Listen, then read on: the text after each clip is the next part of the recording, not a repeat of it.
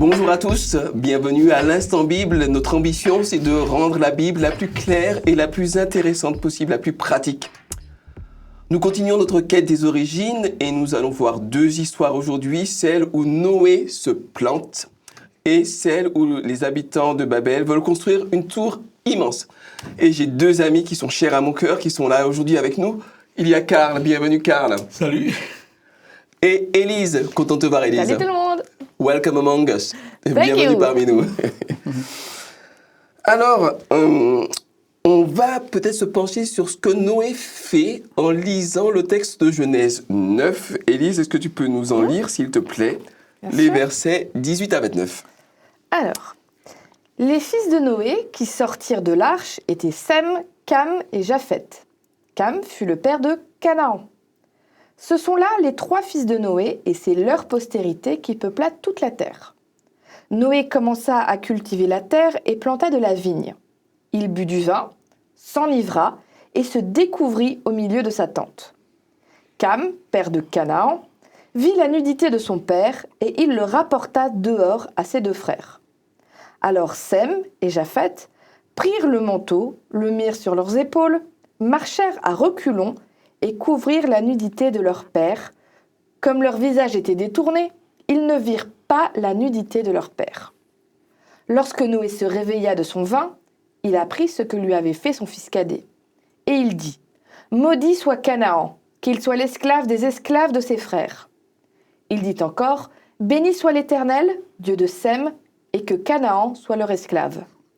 Que Dieu étende les possessions de Japheth, qu'il habite dans les tentes de Sem, et que Canaan soit leur esclave. » Noé vécut après le déluge 350 ans.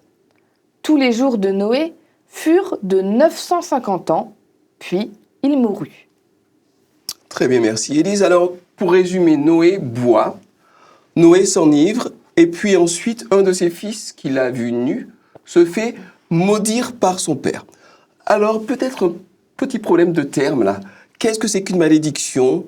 Quelle est la portée ? En quoi ça contraste avec une bénédiction ? Est-ce que vous pouvez nous éclairer un petit peu à ce sujet ?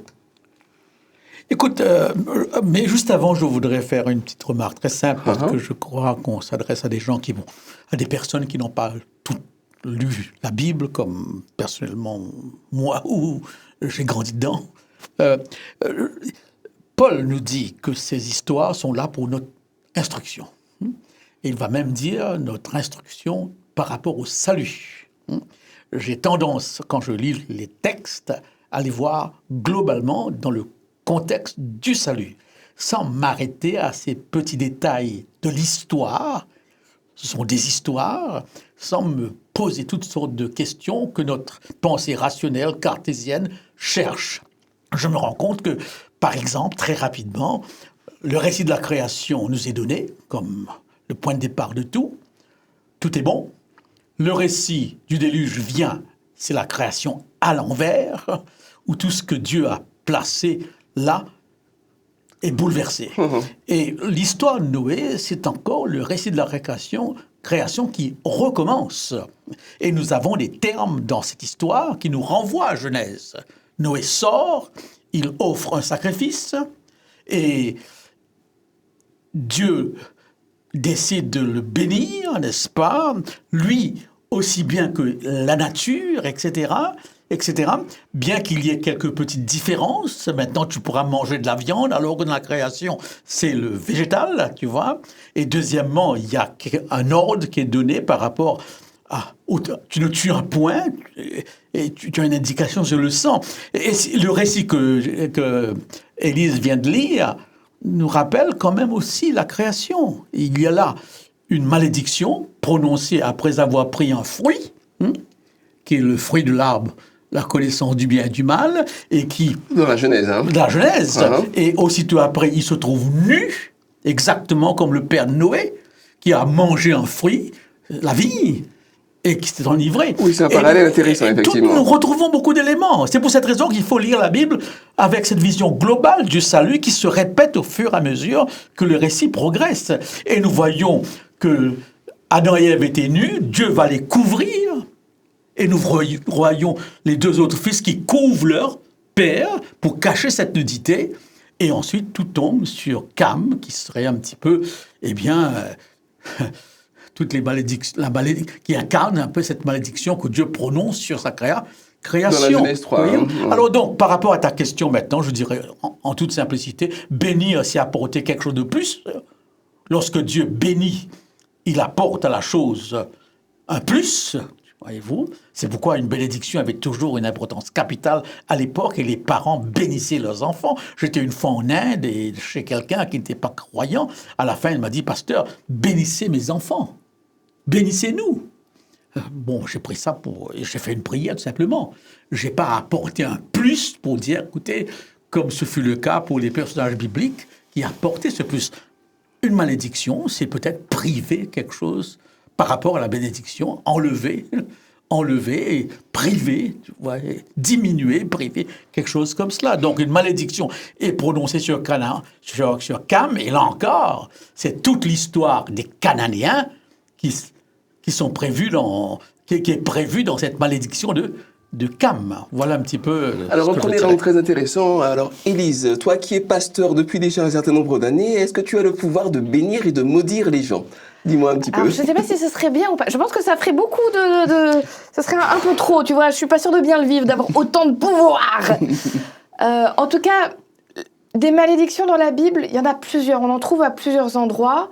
À plusieurs reprises, d'ailleurs, c'est des pères qui, parce que leur fils s'est mal conduit, au lieu justement de faire cette bénédiction rituelle en leur souhaitant du bien pour l'avenir, le meilleur, souvent ils disent « tu as agi comme ça, les conséquences seront ça ». Il y a aussi des malédictions sur des peuples, il y en a dans la Bible. Personnellement, la compréhension que j'en ai, c'est pas qu'on a le pouvoir, une sorte de pouvoir magique qui permettrait d'altérer la suite de vie et la réalité des gens. La réalité des gens. Mais alors c'est un mot très fort, mais je pense toujours au mot atavisme. C'est un mot compliqué. L'idée, c'est ce qu'on vit dans sa famille, ce qu'on vit dans sa vie, a des conséquences qui vont nous sur couler à la nous-mêmes peau. Et voire même sur nos descendants. Par exemple, si quelqu'un a un parent violent, les scientifiques, les sociologues, les psychologues disent il y a de fortes chances que l'enfant lui-même reproduise par après cette violence. Ce n'est pas un absolu, ça ne veut pas dire que parce qu'on a eu des parents violents, forcément, mécaniquement, on va être violent, mais les risques sont augmentés. Et je me demande si parfois les malédictions dites dans la Bible, c'est pas plutôt la portée des conséquences de ce que tu fais a des conséquences sur toi-même, mais aura des conséquences sur ceux qui viennent après toi parce qu'ils portent ton passé. Je donne un exemple, alors c'est pas un exemple personnel, c'est quelque chose que j'ai entendu ou que j'ai discuté avec un médecin, un chiropracteur, qui m'expliquait que lui est persuadé que ce qui se passe dans le passé peut avoir des conséquences, jusqu'à des conséquences physiques sur les gens. Et il m'expliquait qu'il a soigné les femmes d'une même famille, la mère et les 3 filles, qui toutes avaient des problèmes au niveau du cou épouvantables. Mais vraiment, elles avaient des douleurs toutes affreuses. Et il les soignait, il sentait bien qu'il y avait quelque chose et il les a invitées à essayer de voir ce qui avait pu se passer avant. C'était des femmes qui venaient, il ne m'a pas dit exactement d'où, il m'a dit d'un pays d'Asie. Et elle savait que la famille, avant la grand-mère, avait immigré de façon un peu brusque. Mais elles n'avaient jamais posé de questions. Et elles sont allées voir cette femme, cette grand-mère, en disant « Est-ce qu'il y a quelque chose dans la famille qu'on ne sait pas ?» Et là, leur grand-mère a fondu en larmes et leur a expliqué que l'arrière-grand-mère, donc sa maman à elle, a été accusée de sorcellerie là où ils étaient et qu'elle a été traînée dans le village et qu'on lui a coupé la tête sous les yeux de sa fille, donc de cette grand-mère, qui n'en a rien dit à personne, qui s'est enfuie de son pays, qui a émigré ailleurs, qui s'est mariée, qui a eu des enfants, et qui, malgré elle, a passé quelque chose. Qui, parce que c'était tu, s'est révélé physiquement, et c'est quand même incroyable que toutes les femmes de cette famille avaient mal au cou.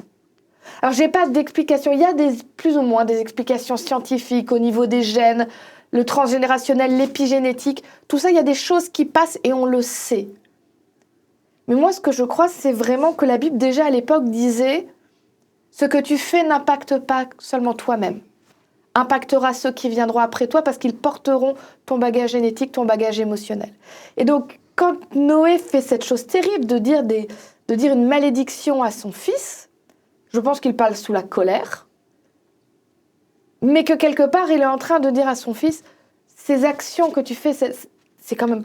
Et l'attitude mentale que ça révèle. Exactement, parce que c'est quand même pas rien de se dire, tu as ton parent, ton père, tu le vois dans une situation de faiblesse, honteuse dans le sens où quelqu'un de bourré, il est capable de tout et n'importe quoi.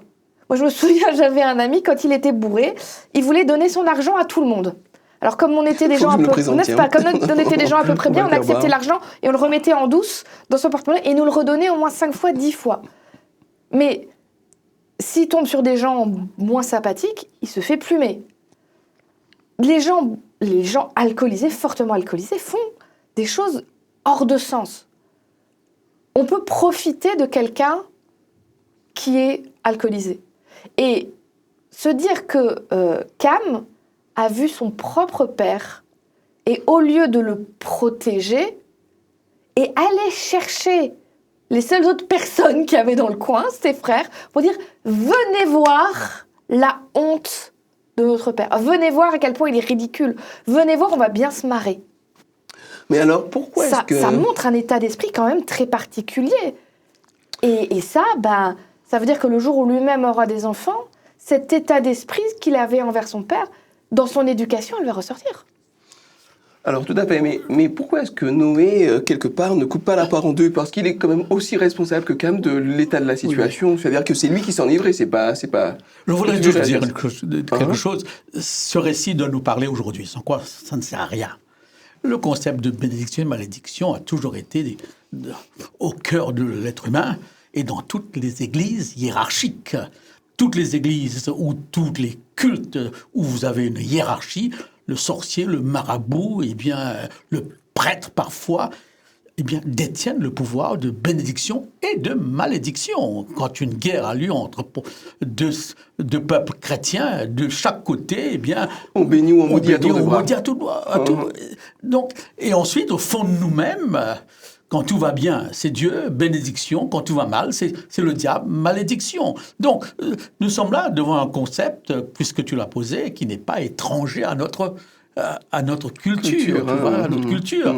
Et ce qui est intéressant ici, peut-être dans la vision biblique, parce qu'on a toujours tendance à lier bénédiction et malédiction à la personne, à sa faute, Noé n'est pas condamné. Noé n'est pas condamné, n'est-ce pas ? Dans la création, c'est le serpent qui est maudit, n'est-ce pas ? Et la terre. Dieu n'a jamais maudit ni Adam ni Ève. Ici, Noé n'est pas condamné en soi, il sera même, dans Ézéchiel, un personnage de référence, avec Job. Et Jésus va reprendre cette histoire. C'est là que j'aurais aimé que nous comprendions cette dimension global. Mais alors justement, la malédiction... pourquoi est-ce qu'il n'est pas condamné, Karl ? Pardon ? Pourquoi est-ce qu'il n'est pas condamné ? Parce que ce qu'il a fait est quand même répréhensible, s'enivrer jusqu'au point d'être nu devant ses enfants, de faire n'importe quoi. Non, là peut-être tu vas un peu loin, tu vois. Le texte dit qu'il a pris les fruits de la vie. Peut-être, moi j'avais bu dans ma vie, je ne connais pas le goût de l'alcool, et je ne peux pas médicalement justifier quoi que ce soit ici. Mais je me rends compte que c'est la suite de ce fruit, d'une certaine fermentation sous l'effet, qui va se trouver nu. Ça, c'est un spectacle que j'ai vu souvent dans mon pays, dans les îles, et des gens qui, sous l'effet de la boisson, se baladent tout nus dans la ville, n'est-ce pas ? Tu en as aussi vu dans ton pays. Donc, c'est pas... mais le problème, c'est Cam, n'est-ce pas ? Les deux autres, ont respecté leur père. Là, il y a toute une mise en situation, ils reculent, ils viennent à reculons, etc., pour ne pas découvrir cette unité qui, dans toute l'histoire, a toujours été entourée de pudeur. Un tabou, hein. Je ne parlerai pas de tabou, une pudeur par rapport dans les rapports entre père parents et fils, voilà, entre parents et enfants, il y a un tabou. Enfants, dans la et Bible, d'ailleurs, c'est clair, hein. la Bible semble mettre un interdit. Tu ne découvrirais pas la nudité de ta mère ou de ça ton père. revient constamment. Mais à ce stade de la révélation, eh bien, il n'est pas dit si c'est interdit de boire ou pas. À ce stade de la révélation. On verra après quel sera l'enseignement de la Bible sur l'ivresse, etc., n'est-ce pas? Donc, il n'a pas cherché à être ivre, il semble que ça lui tombe dessus, sans même est-ce qu'il savait qu'en prenant trop de raisins que ça pourrait... Je ne peux pas me prononcer ici, bien que j'ai entendu beaucoup de choses sur cette question. Il nous manque des détails, c'est vrai. Mais pour moi, le détail n'a pas d'importance ici. C'est l'enseignement, n'est-ce pas? Il y a une faute et une malédiction qui suit, et je retrouve là l'Éden, n'est-ce pas? Et une conséquence à long terme, parce que le pays de Canaan viendra bien après, n'est-ce pas? Et les rapports entre Israël et Canaan, eh bien, Japheth et Sem, eh bien, ça, on le découvrira dans le livre de Josué, des Nombres, etc. C'est pourquoi cette vision globale de la Bible est nécessaire, et je peux me rendre compte que lorsqu'on lit pour la première fois le livre, on n'arrive pas à voir le lien. Élise, j'ai une question à te poser concernant le fait que Noé est considéré comme étant juste aux yeux de Dieu. C'est le seul qui est sauvé d'ailleurs, hein, il nous est dit. Hein. Et pour autant, ça ne fait pas quelqu'un qui ne fait pas d'erreur ou de faute. Mais tu vas trouver dans la vie d'autres personnes comme ça où c'est encore plus marquant et choquant, j'ai envie de te dire. Parce que là, bon, ok, Noé, il a bu un coup, il savait ou il savait pas qu'il allait finir ivre. Bon, voilà, c'est pas idéal ce qu'il a fait. C'est pas non plus quelque chose qui va faire que t'es perdu pour toujours. Mais tu as d'autres personnes, par exemple, un roi qui s'appelait David. Où c'est dit plein de fois un homme selon le cœur de Dieu. Quelqu'un que Dieu aime. Quelqu'un que Dieu aime. Oui, bon, il a trompé, il a pris plein de femmes déjà, parce que bon, une femme, voilà. Il a piqué celle d'un autre, et comme il voulait pas trop que ça se sache, il a fait assassiner le mari. Bien, l'homme parfait. Pourtant, c'est quand même marqué que c'est un homme selon le cœur de Dieu. Pourquoi ? Et je pense que c'est la même chose avec Noé, même si là, c'est pas explicitement dit. Sur David, c'est dit de façon beaucoup plus claire. C'est que quand il se rend compte qu'en effet, il n'a pas fait bien, que ce qu'il a fait était vraiment mal et avait des conséquences, etc., il vit ce qu'on appelle la repentance. C'est-à-dire, il a horreur de ce qu'il a fait, de ce que ça fait de lui, et il est vraiment en recherche d'une demande de pardon et d'un changement pour que ça ne se reproduise plus. Et donc, je pense qu'être juste aux yeux de Dieu, c'est pas un objectif inatteignable seulement pour quelques êtres parfaits, immatériels, qui sont au-dessus de toutes choses et qui vivent dans des cavernes loin de toutes les vicissitudes de cette terre. C'est pas ça être juste selon Dieu. C'est pas ne jamais se tromper, ce n'est pas jamais se planter. C'est être vraiment dans une démarche où on est à la recherche de qu'est-ce que Dieu veut apporter dans ma vie, quelle valeur il veut me donner, et faire de son mieux pour s'y tenir. Et quand on se plante, d'être vraiment dans une conception de... J'essaye pas de planquer ce que j'ai fait de mal. J'essaye pas de le cacher tout au fond. Je l'admets, je le présente devant Dieu et je dis, aide-moi à m'améliorer. Je crois que c'est ça, être juste devant Dieu. Et cette démarche-là, je suis persuadée que c'est pas du tout impossible de le vivre. Et qu'on peut être appelé juste devant Dieu, non pas par les mérites de ce qu'on est capable de faire, mais parce que on veut que notre cœur se tourne vers Dieu et qu'il nous aide à avoir un cœur meilleur. Très intéressant, merci beaucoup. Oui, Car, tu veux je ajouter pense quelque chose ? qu'il y a deux phases dans l'histoire. Dans une première phase, Noé sort de l'arche. Il offre un sacrifice qui va faire plaisir à Dieu. D'ailleurs, Dieu dit, eh bien, il sentit une odeur agréable. Et un peu plus loin, au verset 9, Dieu bénit Noé et ses enfants. Voilà la première phase.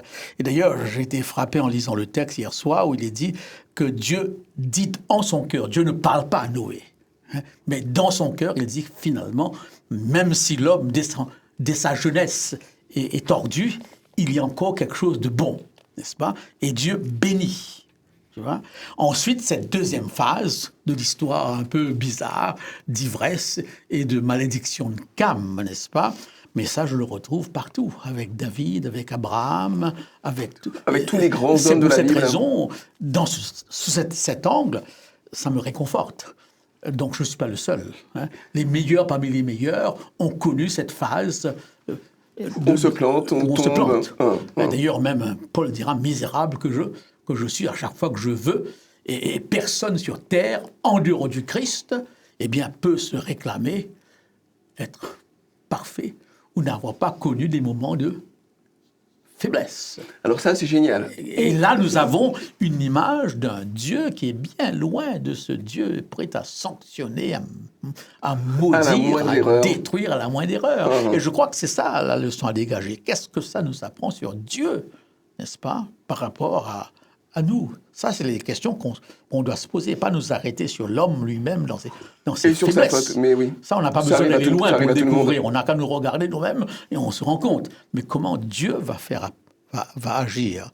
Et tout le message qui va suivre dans la Bible, c'est un Dieu sauveur, un Dieu de grâce, n'est-ce pas? Et la justice devant Dieu ne se justifie pas, excusez le terme, la justice devant Dieu ne s'exprime pas par nos performances propres. Nos performances. Ah, tout à fait, tout à fait. Tu voulais réagir, Élise, aussi? Juste que je pense une des leçons qu'on peut tirer aussi de ce texte, c'est on nous présente un père et ses 3 fils, avec 3 fils qui auront des destins différents. Pourtant, ils ont le même père. Ils ont vécu les mêmes choses avec lui. Et je pense que ça, c'est important que la Bible le mette. Il y a d'autres endroits où elle en parle, mais ça peut être extrêmement déculpabilisant quand on est parent. On peut tout donner à ses enfants. Et on peut être quelqu'un de juste devant Dieu, mais ne pas être le parent parfait. Oui. Noé n'était pas un père parfait, la preuve. Il a eu la confrontation avec ses fils. Il a fait de son mieux. Et certains de ses enfants ont eu une réaction très respectueuse. Et un de ses fils, visiblement, il y avait quelque chose dans son cœur qui était pourri. Je reviens à ce que je disais, mais vraiment, voir son parent en situation de faiblesse et se dire sciemment, je vais en profiter pour l'humilier encore plus, faut quand même aller loin dans quelque chose qui ne va pas dans son cœur pour pouvoir faire ça. Soit en termes d'immaturité, soit en termes de méchanceté. Voilà, ça peut être d'immaturité, de méchanceté ou de tension avec le parent. Mais il y a quelque chose qui ne va pas, effectivement. On n'a pas les détails. Mais en tout cas, peut-être pour ceux qui nous regardent, on fait de son mieux avec les enfants. On n'est pas des parents parfaits. Aucun d'entre nous n'est un parent parfait. Et c'est pas pour ça que Dieu nous considérera moins bien. Les enfants sont responsables à un moment ou à un autre, pas quand ils sont petits, mais quand ils sont grands. Ils sont responsables de leurs propres choix. Et Dieu ne nous tient pas responsables des choix de nos enfants adultes. Ils sont leurs personnes propres. Et il faut qu'on respire aussi par rapport à ça en disant on les aime et on continuera à les accompagner au mieux. Mais ils sont leurs propres personnes. Et je crois que c'est important de souligner, comme on l'a dit souvent, la Bible n'entre pas dans les détails. Hein. Il est dit ici, il vit la nudité de son père et il le rapporta.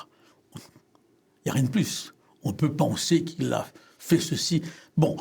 Le fait que le père va maudire fait comprendre qu'il y avait un problème quand même. Plus grave que ça. Pas seulement voir et rapporter. Bien sûr. Et ça, c'est la Bible, n'est-ce pas, qui ne n'entre pas dans tous les détails. Mais on peut comprendre qu'une faute est grave par rapport à ses conséquences, n'est-ce pas?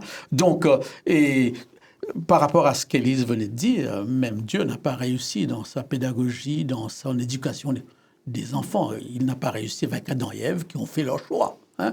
Dans la parabole de l'enfant prodigue, les 2 enfants prennent deux voies différentes. Et dans cette parabole, le père, c'est qui? C'est Dieu lui-même. Symboliquement, absolument. Donc, oui. Ces 2 enfants ont eu sans aucun doute la même éducation, mais ils ont pris 2 voies différentes. Et c'est peut-être le message intéressant à souligner ici. Par rapport à ce Dieu, nous jouissons d'une totale liberté. Et il ne faudrait pas le rendre responsable de nos choix. De nos choix. Une chose qui me vient à l'esprit, et je crois que c'est important pour aujourd'hui, ça m'a toujours frappé de constater que, parce qu'une alliance sera faite ici, on n'a pas eu le temps d'en parler, Dieu fait alliance avec Noé. Et cette alliance touche les animaux et l'unit. l'univers. On parle beaucoup d'écologie aujourd'hui. En Occident, on a fait ce compartimentage entre la nature et l'homme, alors qu'on voudrait revenir aujourd'hui à une vision globale où la nature et l'homme sont impliqués Dans un tout. dans un tout. Et la Bible a toujours vu les choses ainsi.